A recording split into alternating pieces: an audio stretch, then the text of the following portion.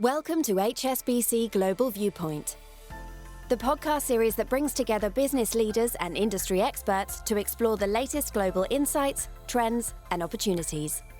Make sure you're subscribed to stay up to date with new episodes. Thanks for listening, and now on to today's show. This podcast was recorded for publication on the 10th of July 2025 by HSBC Global Investment Research. All the disclosures and disclaimers associated with it must be viewed on the link attached to your media player. And don't forget to like and subscribe to the Macro Brief wherever you get your podcasts.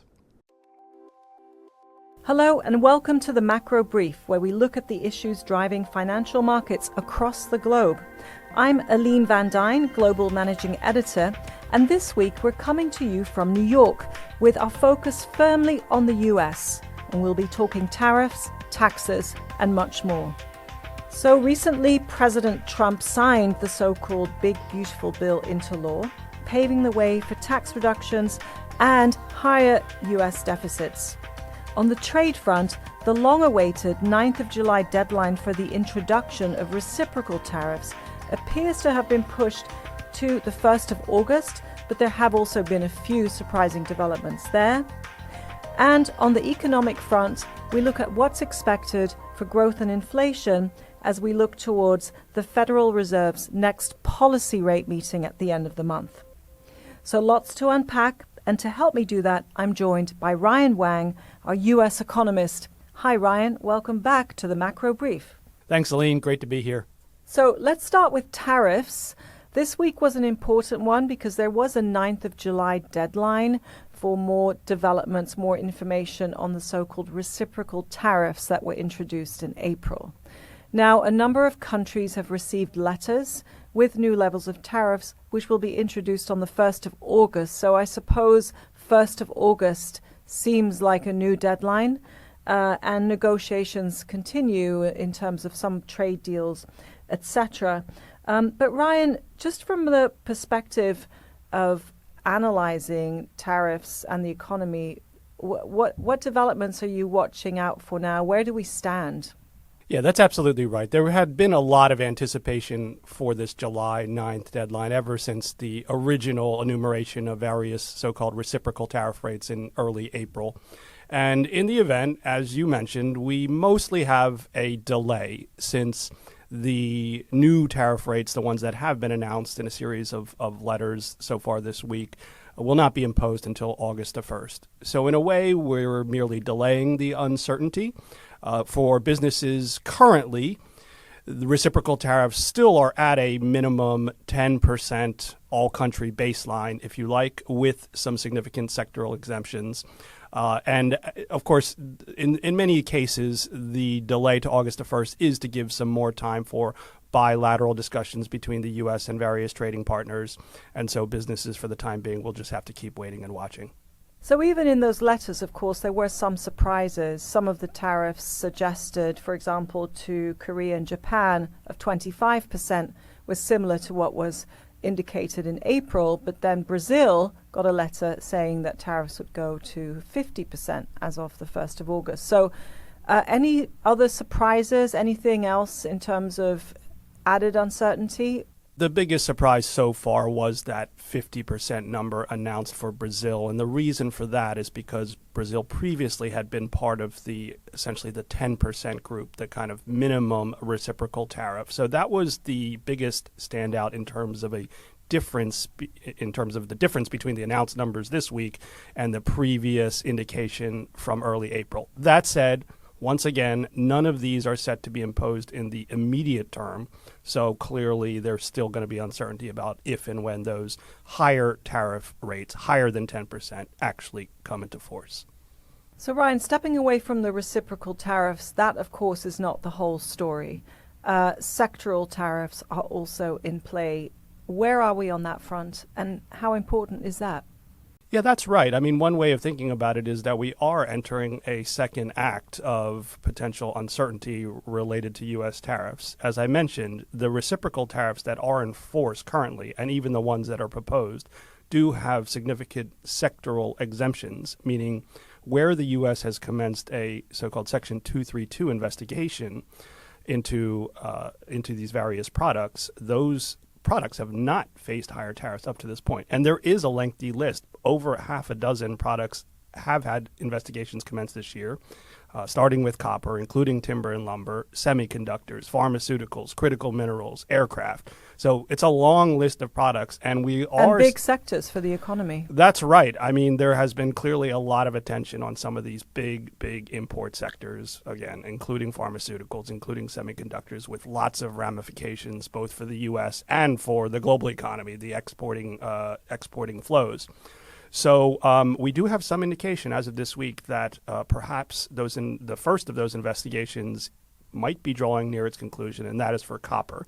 The U.S. administration has indicated that that investigation may be very close to conclusion, and therefore has mooted the possibility of a 50% tariff on that product. And do potentially these sector tariffs, are they potentially applied on top of country-specific reciprocal tariffs? Like, does it all compound, or does one cancel the other out, or is that another area that we're not quite sure how it's going to work? Well, they're not intended to stack on top of each other, which is why, for the most part, reciprocal tariffs, the exemptions, are related to investigations that are forthcoming. They, in a way, are intended to work part and parcel. Where one tariff rate would apply for sectors, and then products that do not face sectoral tariffs would therefore be subject to those country-specific reciprocal numbers. Thanks, Ryan. So let's do a pivot to another big T word, taxes. The big, beautiful bill, a lot of legislation, a lot of different parts to it, but one is the extension of tax provisions. Just tell us a bit more about that. What are the important elements from a tax perspective, and then how does that relate to deficits, which of course is the crucial question? Yeah, that's right. I think the broad contours of the recently enacted Republican reconciliation package generally conform to expectations, in the sense that the biggest part was the extension of various tax provisions that were scheduled to expire at the end of this year. These were mostly tax cuts, not all tax cuts, but generally speaking, tax cuts for businesses and households that were enacted in 2017 and simply had a deadline. So now that deadline has largely been removed, but on top of that, there were some additional tax changes. Two that I would point to. One, on the business side, there are incentives for business investment, essentially, immediate expensing for research and development, expensing for structures investment and equipment investment. And then on the household side of the equation, there were some tax modifications for taxation of overtime and taxation of tips. And so that will reduce effective taxes for some households. Are overtime and tips a big part of income, like in the aggregate in the economy? Well, it's still a minority compared to the overall entire workforce. And also it's worth noting that there were some income limits on the new tax changes that will start to affect workers who earn overtime and tips. So it does have some effect, amounting in budgetary terms to perhaps tens of billions of dollars. Still significant, but perhaps not as large as a full-fledged implementation of no tax on tips or no tax on overtime would entail. What is all this going to cost? Well, that's a very interesting question, and I think it's important to start with where we were even coming into this legislation, which was a federal budget deficit that's already quite large. We estimate it will approach nearly $2 trillion this year. Even for a $30 trillion annual nominal U.S. GDP economy, $2 trillion is still quite large, roughly around that 6.5% of GDP level. So that's the starting point. And I guess what I would say is that this package, at a minimum, will keep the deficit at that high level. Perhaps it will even step up a little bit, but it's unlikely, based on how the provisions have been enacted, that the deficit will fall next year relative to this year. And this is despite attempts to cut spending? Well, that's right. I guess the way that I would frame it is that there were some efforts to partially offset some of the cost of both the primarily the tax cut extension, but also some of those additional tax cuts that I mentioned on both the business side and individual side. So there are some offsets, but not likely to be enough to offset the entire tally for the budget deficit. And 6.5% debt to GDP? Is that what we're talking about, or deficit to GDP? Yeah, so that's interesting. It is relevant. Both are relevant. So the deficit to GDP running at around 6.5%, combined with a debt to GDP ratio at about 100% of U.S. GDP. Well, that is some cause for concern, and also it has led to an increase in the interest share of that 6.5% GDP deficit. Roughly speaking, as many as 3 percentage points can be. It reflects really the interest cost. And so the so-called primary deficit in the United States is around 3.5%. And another way to think about it is that even with a relatively optimistic GDP growth assumption of, let's say, 5% in nominal growth terms, well, if you're running at a 6.5% deficit, it simply means that even with a relatively favorable growth outcome, the debt stock will still rise relative to the economy. So it would need to be closer to 5% for it to be more sustainable? That's right. So it's partly because the debt level is already elevated, and it's partly because the underlying deficit, both in terms of the interest share, but also the primary deficit, are simply a bit too high relative to even an optimistic growth assumption.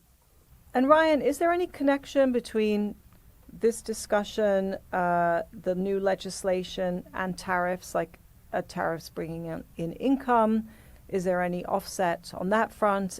Is there any connection, or are these sort of two separate factors to consider for the U.S. economy? Well, I do think they're both relevant and somewhat connected considerations. It is true that we've already seen an increase in tariff revenue over the last few months, from approximately less than $10 billion per month last year to as much as over $20 billion in the month of May. So I do think that over the course of the year ahead, we can probably expect increased tariff revenue of at least an additional $100 billion per year. So that is not an insignificant number, and it does provide a bit of a revenue offset relative to the tax reductions I was just talking about. You know, I would think about both of these elements as opposite sides of the same coin. The lower taxes from the reconciliation package should, all else the same, provide a bit of a near-term boost to economic growth over the year ahead, but at the expense of a larger budget deficit. And in a way, the tariffs are the opposite. It's more tax revenue for the federal government that, of course, is being largely paid by U.S. businesses and households. Taking all of that together and many other things that we haven't had time to talk about yet, what does this mean for growth and inflation? Well, we're still expecting that growth will decelerate closer to a sub 2% level in real terms in the second half of this year. And also, we'll be closely watching to see whether and when tariffs really generate some upward impact on consumer prices. So far, the evidence of that has been somewhat limited, but we know that businesses are in part running down their pre-tariff inventory levels. And so over the months ahead, we do think core inflation will move higher, closer to that 3% level. So both of those considerations are going to be very important to watch. And of course, you're watching it, but so is the Federal Reserve. What does this mean? What does this backdrop mean in terms of interest rate expectations? We're holding to the view of 75 basis points of rate cuts over essentially the next year and a half. And so we have those rate cuts coming in 25 basis point steps in September, December, and next March. But again, these are going to be subject to how the data evolve. The labor market up until this point has been relatively resilient, and actually the latest data on the unemployment rate actually edged down a little bit. But at the same time, as I mentioned, we're still waiting for some of the more full effects from the inflation side to show. And we do think that goods prices will begin to rise at least somewhat in the months ahead, which will further complicate the Fed's decision making. Do you think there'll be more information on this ahead of the FOMC's next meeting at the end of July? I think in terms of news before the meeting at the end of this month, it's going to be relatively limited. As I mentioned, we won't have any more monthly labor market data. We will have one more set of consumer price information, but really we're focused more on that September meeting, at which time the Fed will be able to see a few more monthly reports on each side. Well, Ryan, thank you for putting some context around all this. Clearly still a lot of uncertainty, including on the tariff front, but also on inflation and other key U.S. economic indicators. So it sounds like we need to get you back here in a few weeks' time to see where we are. Thanks so much, Aline. Thank you. Now, before we go, our next Live Insights event on LinkedIn is taking place on Tuesday, the 15th of July. The topic this time is sustainability. Piers Butler, my co-host of the podcast, will be joined by Zoe Knight, our Global Head of Sustainability Research and Integration, to discuss the main findings of our recent survey of investors on sustainability issues. You'll also have a chance to ask Zoe your questions, so head to LinkedIn and search hashtag HSBC Research for full details on how to sign up. So that's it for this week's podcast.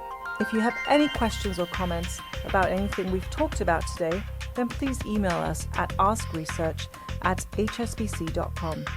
And if you're listening to us for the first time, well, thank you. But don't forget to like and subscribe to the Macro Brief wherever you get your podcasts.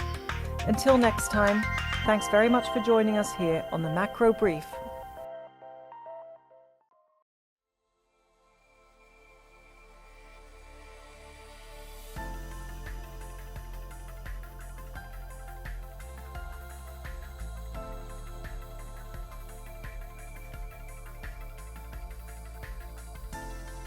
Thank you for joining us at HSBC Global Viewpoint.